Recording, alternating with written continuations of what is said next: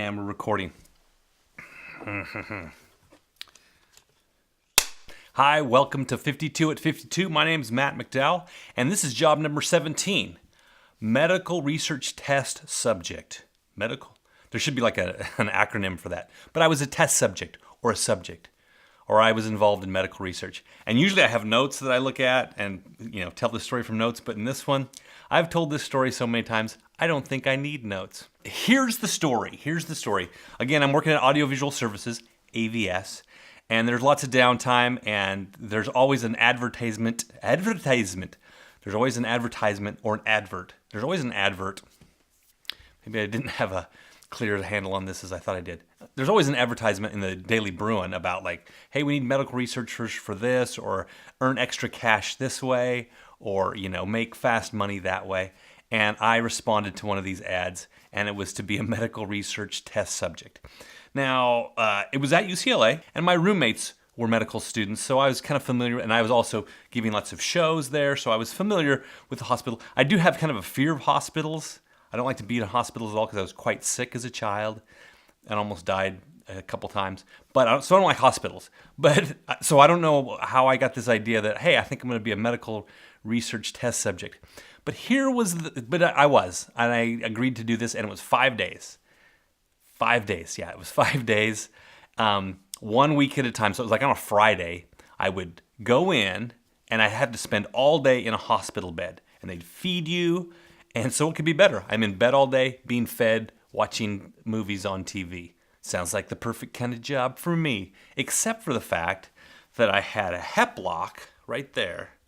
And if you don't know what a hep lock is, it's a little thing that they stick into your vein so that they can take blood throughout the course of the day. Because again, I'm there for 8 hours. I had one on both wrists, so I'm there with these two hep locks in here, and they have heparin in it, which is a blood thinner, so the blood doesn't coagulate in there. And that way they can come in there, it's like, oh, we're just gonna take a little blood, good. And you don't have to get poked. You only had to get poked twice a day. Now, the nature of this study was they wanted to find out how fast antibiotics traveled through blood and also through tissue. So the blood's easy, right? So they shoot me up on this side. They would shoot me up with, and it was a honking, it was like a big cylinder full of antibiotics. Again, no judgment, please, because I was 21 years old or something like that. Actually, that was pretty old enough to know better. I should have known better. I was older. I think I was 24. I don't know, 23, something like that. Should have known better. But anyway, it's an adventure. I'm an adventurous sort. So all these antibiotics, they would shoot they'd shoot all those antibiotics into you, and then they wanted to, the blood was easy because just every hour they'd come along and they'd just like take some blood and they could see, okay, yeah, he's got X amount of antibiotics in his system.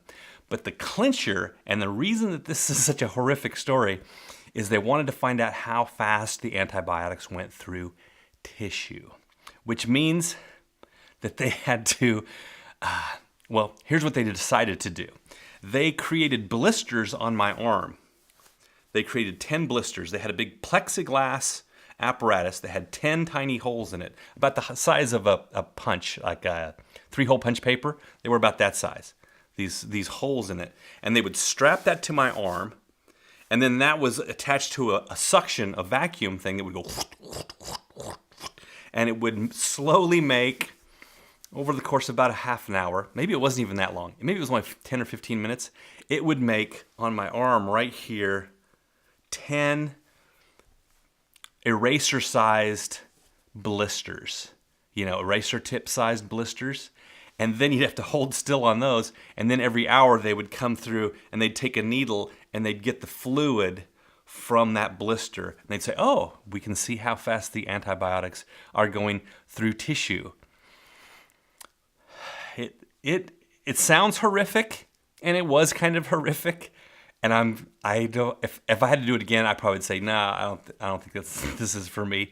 But once you committed, I was committed, and I stayed for the full 5 days. The reason it was once a week is because they do this arm on a Friday, and then you would have these scars, and they'd give you all this stuff and gauze and all these first aid things because they would be easily affected. Although maybe not so much because you're pumped full of antibiotics. But you had all of these things going on, right? Boom. And then they'd come over the next week. They'd do this arm while they waited for this arm to heal up.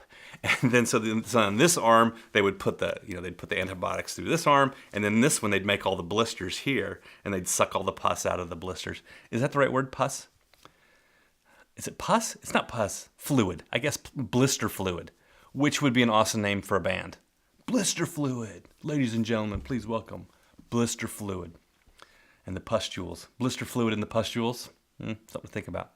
So then when you would come back in 2 weeks, these were starting to scab up. And so they would move the apparatus, the plastic apparatus, on it so they weren't going over the same wounds. And they'd make 10 more blisters. And then they'd come over to here the week after that, scabbing up, 10 more blisters. And then the final week, 10 more blisters. So by the end of the week, you looked like the worst kind of heroin abuser, drug addict. You did not look good. I was embarrassed. I would wear long sleeve shirts, but I wasn't embarrassed enough to tell people, hey, check this out, and I'd start to launch into this story. And what and in the course of this adventure, I did get paid. I got paid pretty good. I mean, it was better pay than what I was getting at AVS. And you're just laying in bed, really. But I learned all sorts of interesting things. I got to see my cholesterol count through the course of the day. I got to watch them spin my blood down because I have really high cholesterol. And at the beginning of the day, there was nothing in there because I'd come in fasting. And then after a day of hospital food, man, that cholesterol was through the roof. And I get to see the cholesterol because they would spin the blood down. Because the two doctors who were in charge of it, they were fun guys. They were, they were only a few years older than me. And I was very interested in, I had a little bit of the lingo and could talk to them. And they could tell I was interested in all things scientific, which I kind of am. I like scientific things. And so they told me this one story that will ever be seared in my memory because you think you're going through something rough because you're getting blisters on your arm. And then they show you the picture of this guy who had a case of genital warts that had mutated and basically eaten his entire lower half of his body. And the pictures that they showed me, you're there strapped, blisters, hep locks. They show you these pictures and you're like, well, I think things may be bad, but they're not that bad. And this was such a colorful, it was amazingly colorful. It was bright oranges and deep purples and amazing greens as this mutated genital warts took over his entire body. The poor guy. And I go, wow, what are you going to do with this guy? Oh, he goes, well, he was scheduled for a hemicorpectomy. I'm like, a hemicorpectomy? What's that? Well, hemi is half and corpectomy means body. And so basically we're going to cut him off at the waist, and he's going to drain into a bag? And they're like, yeah. Sorry, this is not for all of the listeners, but he was scheduled for a hemicorpectomy. And I go, how did that go? And these doctors, they said, well, luckily he died before we had to perform that procedure. So, medical research test subject. Finding out, and I contributed because I think that is kind of important to want to find out, how fast the antibiotics go through tissue. And I don't think I was sick for like 4 years after that because I had so many antibiotics going through my system. And my sister would tell me, make sure you eat lots of yogurt afterwards to get the, because they're killing all the good bacteria in your body. And so I'm like, okay, so I did that.